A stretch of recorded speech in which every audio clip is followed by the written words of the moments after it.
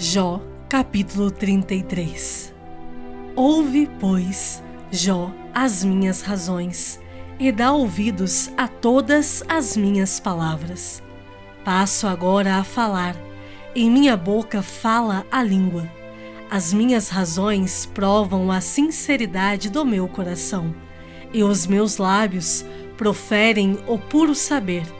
O Espírito de Deus me fez, e o sopro do Todo-Poderoso me dá a vida. Se podes, contesta-me, dispõe bem as tuas razões perante mim e apresenta-te. Eis que diante de Deus sou como tu és, também eu sou formado do barro, por isso não te inspiro terror, nem será pesada sobre ti a minha mão. Na verdade, falaste perante mim, e eu ouvi o som das tuas palavras. Estou limpo, sem transgressão, puro sou e não tenho iniquidade. Eis que Deus procura pretextos contra mim e me considera como seu inimigo. Põe no tronco os meus pés e observa todas as minhas veredas.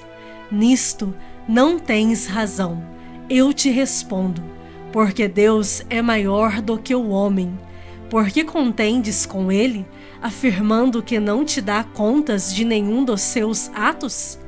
Pelo contrário, Deus fala de um modo, sim, de dois modos, mas o homem não atenta para isso.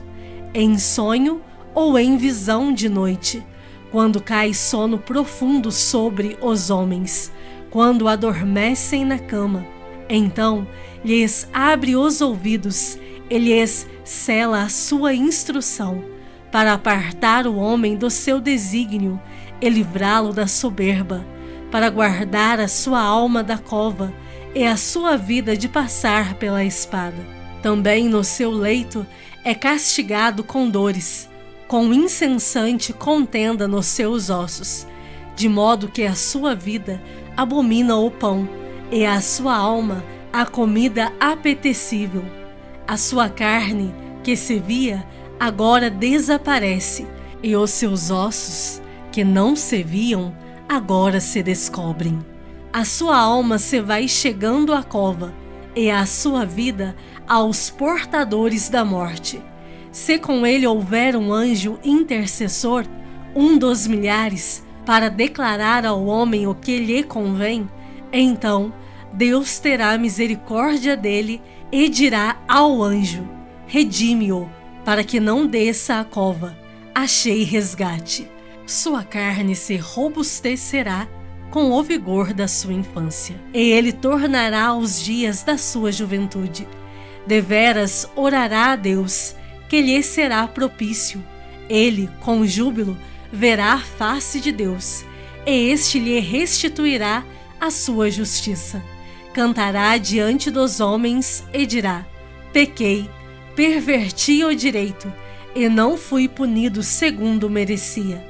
Deus redimiu a minha alma de ir para a cova, e a minha vida verá a luz.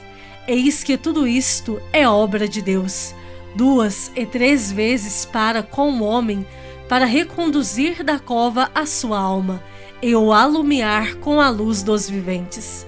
Escuta, pois, ó Jó, ouve-me, cala-te, e eu falarei. Se tens alguma coisa que dizer, responde-me, fala, porque desejo justificar-te. Se não, escuta-me, cala-te, e ensinar-te-ei a sabedoria. Jó, capítulo 34. Disse mais Eliú: ouvi, ó sábios, as minhas razões. Vós, instruídos, inclinai os ouvidos para mim, porque o ouvido prova as palavras, como o paladar a comida. O que é direito, escolhamos para nós. Conheçamos entre nós o que é bom. Porque Jó disse: sou justo, e Deus tirou o meu direito. Apesar do meu direito, sou tido por mentiroso. A minha ferida é incurável, sem que haja pecado em mim. Que homem há como Jó, que bebe a zombaria como água? e anda em companhia dos que praticam a iniquidade e caminha com homens perversos? Pois disse: de nada aproveita ao homem o comprazer-se em Deus. Pelo que vós, homens sensatos, escutai-me, longe de Deus o praticar ele a perversidade, e do Todo-Poderoso o cometer injustiça, pois retribui ao homem segundo as suas obras, e faz que a cada um toque segundo o seu caminho. Na verdade, Deus não procede maliciosamente, nem o Todo-Poderoso perverte o juízo. Quem lhe entregou o governo da terra? Quem lhe confiou o universo? Se Deus pensasse apenas em si mesmo, e para si recolhesse o seu espírito e o seu sopro, toda a carne juntamente expiraria, e o homem voltaria para o pó.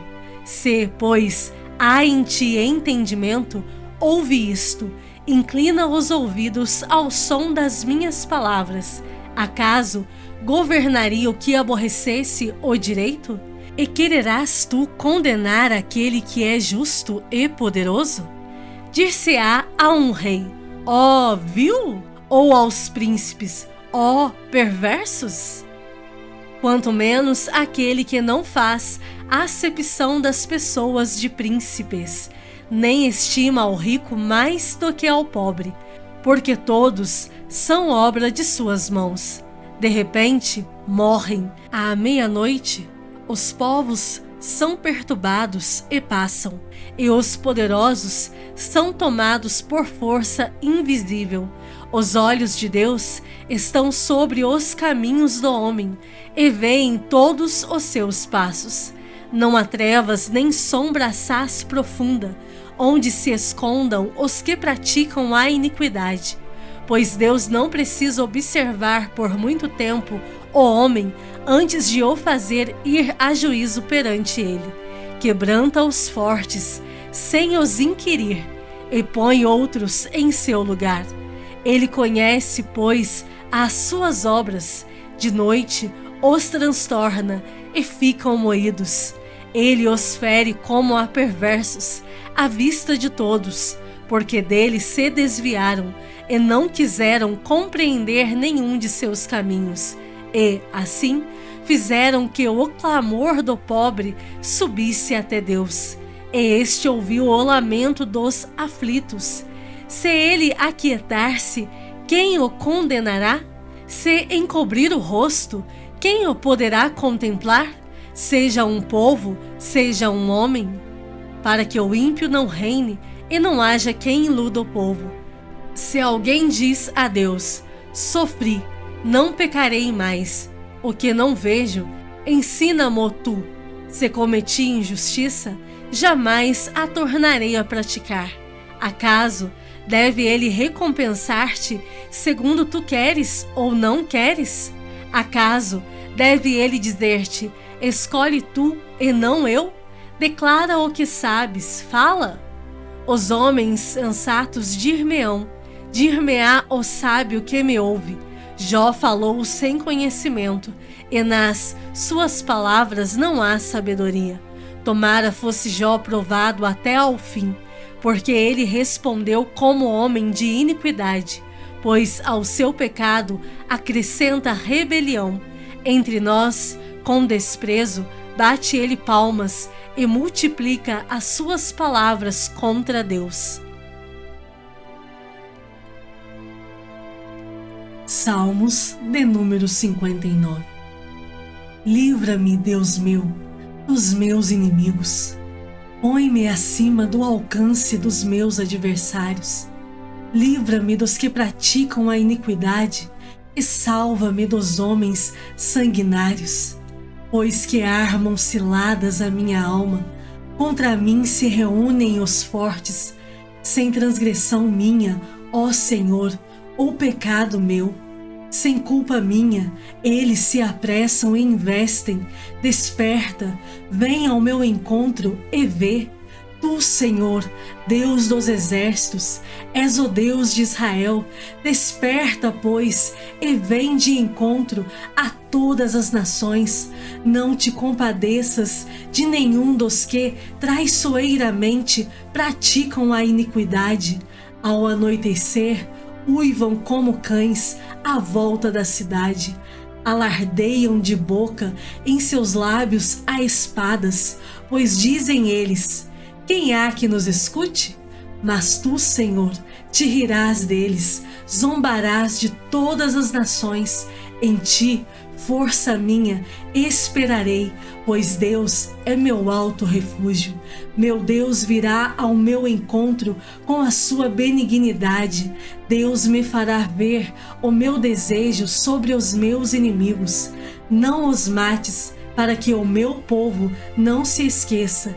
Dispersa-os pelo teu poder e abate-os, ó Senhor, escudo nosso. Pelo pecado de sua boca, pelas palavras dos seus lábios, na sua própria soberba, sejam enredados, e pela abominação e mentiras que proferem. Consome-os com indignação, consome-os de sorte que jamais existam, e se saiba que reina Deus em Jacó, até aos confins da terra.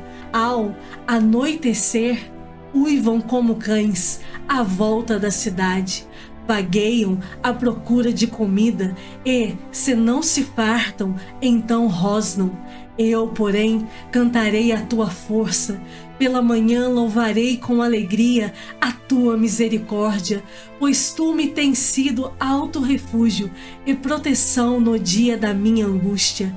A ti, força minha, cantarei louvores, porque Deus é meu alto refúgio, é o Deus da minha misericórdia.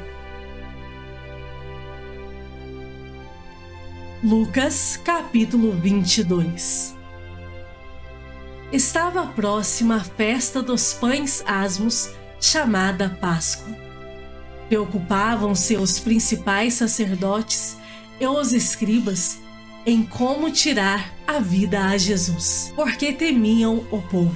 Ora, Satanás entrou em Judas, chamado Iscariotes, que era um dos 12. Este foi entender-se com os principais sacerdotes e os capitães sobre como lhes entregaria a Jesus. Então, eles se alegraram e combinaram em lhe dar dinheiro. Judas concordou e buscava uma boa ocasião de lhe entregar sem tumulto. Chegou o dia da festa dos pães asmos, em que importava comemorar a Páscoa. Jesus, pois, enviou Pedro e João, dizendo: ide preparar-nos a Páscoa para que a comamos. Eles lhe perguntaram: onde queres que a preparemos? Então lhes explicou Jesus: ao entrardes na cidade, encontrareis um homem com um cântaro de água. Segui-o até a casa em que ele entrar. E dizei ao dono da casa: o mestre manda perguntar-te: onde é o aposento no qual hei de comer a Páscoa com os meus discípulos? Ele vos mostrará um espaçoso cenáculo mobilado. Ali fazei os preparativos. E, indo, tudo encontraram como Jesus lhes dissera e prepararam a Páscoa. Chegada a hora, pôs-se Jesus à mesa e com ele os apóstolos. E disse-lhes: tenho desejado ansiosamente comer convosco esta Páscoa, antes do meu sofrimento. Pois vos digo que nunca mais a comerei, até que ela se cumpra no reino de Deus. E, tomando um cálice, havendo dado graças, disse: recebei e reparti entre vós. Pois vos digo que, de agora em diante, não mais beberei do fruto da videira, até que venha o reino de Deus. E, tomando um pão, tendo dado graças, o partiu e lhes deu, dizendo: isto é o meu corpo oferecido por vós. Fazei isto em memória de mim. Semelhantemente, depois de cear, tomou o cálice, dizendo: Este é o cálice da nova aliança no meu sangue, derramado em favor de vós. Todavia, a mão do traidor está comigo à mesa, porque o Filho do Homem, na verdade, vai segundo o que está determinado. Mas, ai daquele, por intermédio de quem ele está sendo traído. Então, começaram a indagar entre si quem seria, dentre eles, o que estava para fazer isto. Suscitaram também entre si uma discussão sobre qual deles parecia ser o maior. Mas Jesus lhes disse: os reis dos povos dominam sobre eles, e os que exercem autoridade são chamados benfeitores. Mas vós não sois assim. Pelo contrário, o maior entre vós seja como o menor, e aquele que dirige seja como o que serve.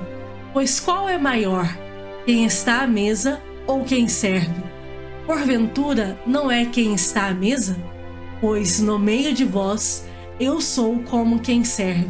Vós sois os que tendes permanecido comigo nas minhas tentações. Assim como meu Pai me confiou um reino, eu vô-lo confio, para que comais e bebais a minha mesa no meu reino.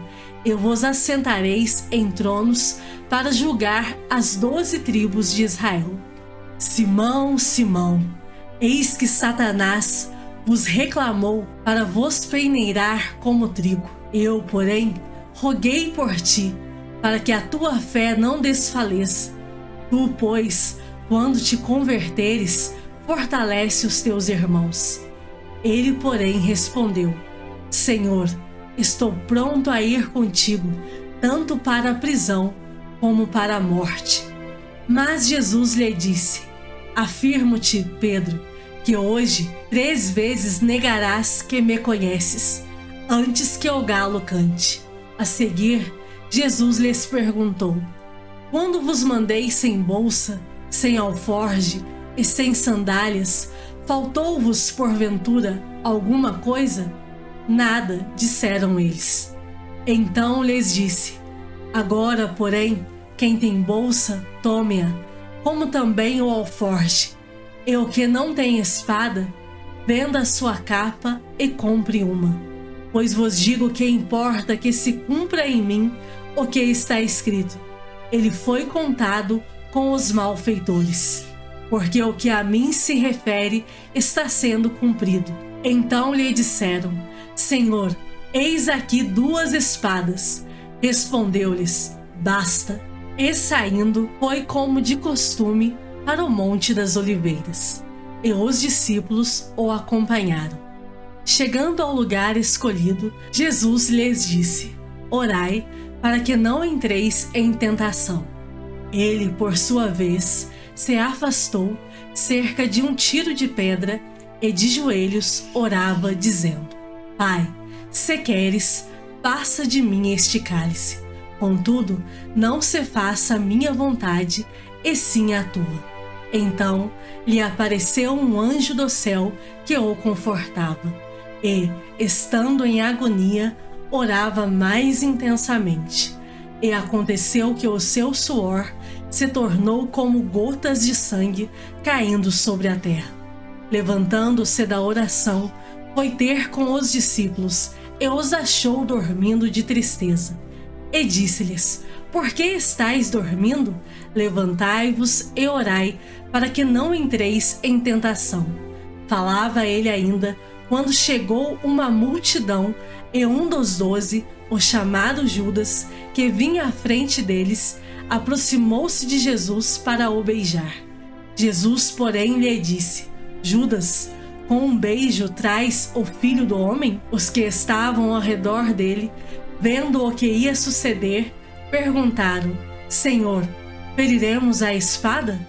Um deles feriu o servo do sumo sacerdote e cortou-lhe a orelha direita. Mas Jesus acudiu, dizendo: deixai, basta. E tocando-lhe a orelha, o curou.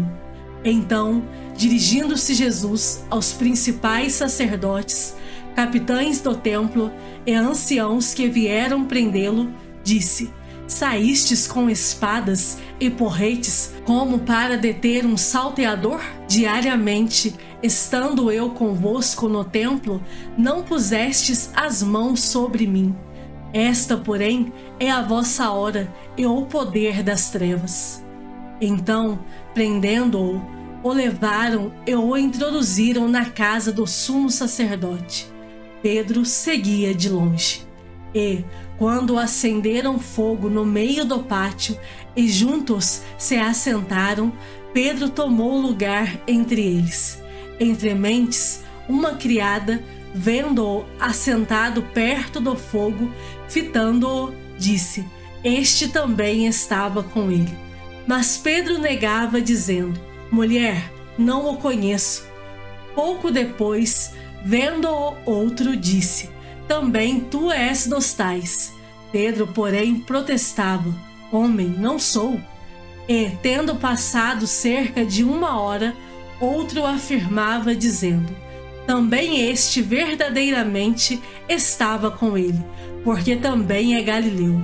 Mas Pedro insistia: Homem, não compreendo o que dizes. E logo, estando ele ainda a falar, cantou o galo. Então, voltando-se ao Senhor, fixou os olhos em Pedro, e Pedro se lembrou da palavra do Senhor, como lhe dissera: Hoje 3 vezes me negarás, antes de cantar o galo. Então Pedro, saindo dali, chorou amargamente. Os que detinham Jesus zombavam dele, davam-lhe pancadas e, vendando-lhe os olhos, diziam: Profetiza-nos, quem é que te bateu? E muitas outras coisas diziam contra ele, blasfemando. Logo que amanheceu, reuniu-se a assembleia dos anciãos do povo, tanto os principais sacerdotes como os escribas, e o conduziram ao sinédrio, onde lhe disseram: Se tu és o Cristo, dize-nos. Então Jesus lhes respondeu: Se vô-lo disser, não o acreditareis. Também, se vos perguntar, de nenhum modo me respondereis. Desde agora estará sentado o Filho do Homem à direita do Todo-Poderoso Deus. Então disseram todos: Logo, tu és o Filho de Deus? E ele lhes respondeu: Vós dizeis que eu sou. Clamaram, pois: Que necessidade mais temos de testemunho? Porque nós mesmos o ouvimos da sua própria boca.